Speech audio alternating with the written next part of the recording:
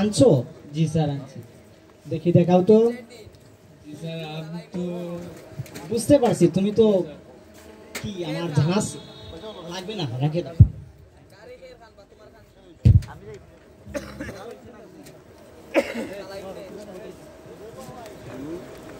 হয়েছে মোটামুটি। আচ্ছা, এতদিন ধরে তোমাদেরকে পড়াচ্ছি আমি, আজকে তোমাদের কিছু মৌখিক পরীক্ষা নেব। তোমরা কি মানসিকভাবে প্রস্তুতি নিয়েছো? Ready sir, ready phone ready sir, ready. বসো বসো, ভদ্রতা বজায় রাখো। আচ্ছা সোহান, বলো তো তুমি ডিসি মানে কি? স্যার ডিসি মানে ডাইরে বাস দিলাইছে ওই তো না এই ডিস্ট্রিক্ট আর স্যার ডিসি মানে ডিস্ট্রিক্ট চার্জ।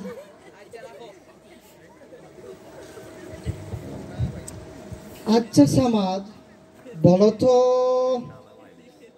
তোমার জীবনের কয়টা সমস্যার কথা? স্যার তাইনি হ্যাঁ শুনবো।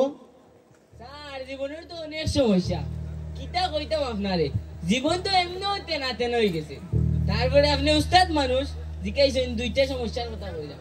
স্যার আমি ঘুমাইলে আর চৌকি খাইলে আর পেটে মুখ লাগে না।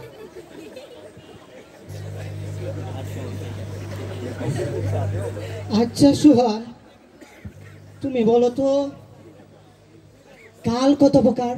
স্যার কাল কাল তো অনেক প্রকার, কইতাম নি। হ্যাঁ বলো। আমার মনে 4 প্রকার। কি কি? স্যার ও মনে করো সকাল বিকাল গতকাল আগামীকাল। স্যার আমার আর দুইটা মনে হইছে, কইতাম নি। বলো তো। স্যার শীতকাল আর গরমকাল। এতদিন তোদেরকে এই শিখিয়েছি, ইহকাল আর পরকাল কোথায় গেল? Sorry sir. এই সহজ প্রশ্নটাই পাইছিস, সরি। আচ্ছা সোহান, বলো তো ভারত কোন জলবায়ুর দেশ? স্যার ওটা প্রশ্ন হইল নি, কতদিন আপনার দ্বারা কিতাব বললাম, ওটা যদি না পারি কইতাম নি। হ্যাঁ বলো। ভারত হইল ক্যাটরিনা জলবায়ুর দেশ। হাজির ছেলে কোথাকার, এই সহজ প্রশ্নটাই জানোস না? স্যার বাংলায় যদি মৌসুমী জলবায়ুর দেশ হয় তো ভারত কিতা দেশ করলো? আচ্ছা সামাদ, বলো তো আই লাভ ইউ এর মানে কি?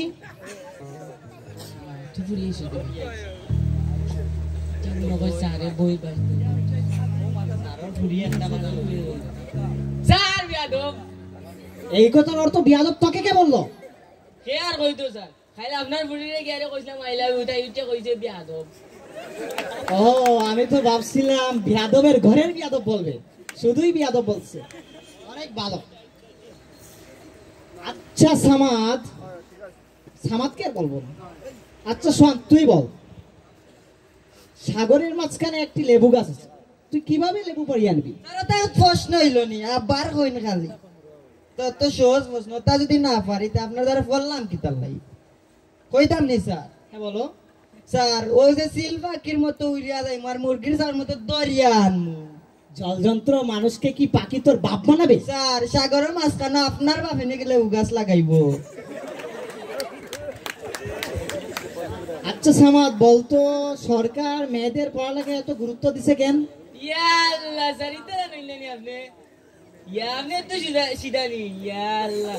সিলেটি ভাষায় একটা ডায়লগ আছে জানেননি, মিষ্টির রসি কেন থাকবো ফিকরা ওখানে থাকবো, ফুরিন যদি স্কুলে যায় কোন এমনি যাইব। এটা জ্ঞানী গুণী মানুষের খেলাধুলা, তা আপনি বুঝতে না, এটা তারা বুঝে। বলতো সুহান, ঠেকানো তো যাচ্ছে না, কি বলে ঠেকাবো? আচ্ছা সোহান, বলতো বিয়ের দিন করে কি এত সুন্দর করে সাজানো হয় কেন? স্যার জানেন না আপনি, জিনিস যেমনই হোক প্যাকিংটা একটু ভালো হওয়া উচিত। আচ্ছা সোহান, বলতো মেয়েদেরকে প্রপোজ করার মতো সবচেয়ে নিরাপদ জায়গা কোনটি? স্যার জানেন না আপনি, ও আপনি তো প্রেম করছেন না, ডাইরেক্ট বিয়া করছেন।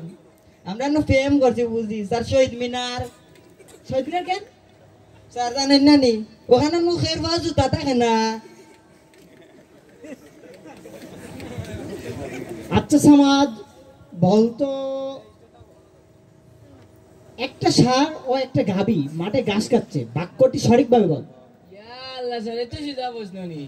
একটা গাই আর একটা ডেকা মাঠে ঘাস খা। কিভাবে? তার সব জায়গায় ফুরিন ফার্স্ট। ইংলিশে একটা কথা আছে জানো নি, লেডিস ফার্স্ট। আচ্ছা সামাদ বলতো, বাংলাদেশের জনসংখ্যা কত? ইয়া আল্লাহ দেখাইলেই জবাব এটা। কিটা কইতাম? 17 স্যার 32 কোটি। কিভাবে? তার সরকারি দলে করতার লগে 16 কোটি মানুষ আছে, আবার বেসরকারি দলেও 16 কোটি মানুষ আছে। তাইলে তার মোট কত হইলো? 32 কোটি। স্যার মানতাম না, আমার জাতীয় পার্টি 16 কোটি কয়, মোট 48 কোটি। 48 কোটি মানুষের 96 কোটি চোখ, 96 কোটি হাত, 96 কোটি পাও। আপনি কো এবার কত কোটি আছে?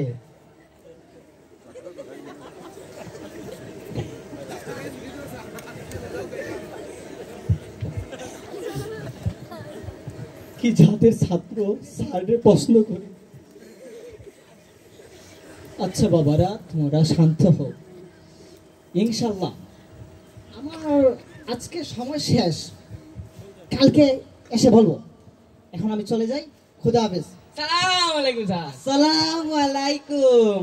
দেখো বাসু না কার করে ইয়া খেয়ে তোমাদের এমনি তো পারে না এই যে আমরা রেখাই তো দেখতে নো পড়িয়া মরলেন না বাসিয়া। এই নো বাবর ঘর নবাব চেয়ার হলগুনি আনস না লইছত নি। আয় আয় আয় আমার পিছে আয়, আয় আয় আমার পিছে আয়।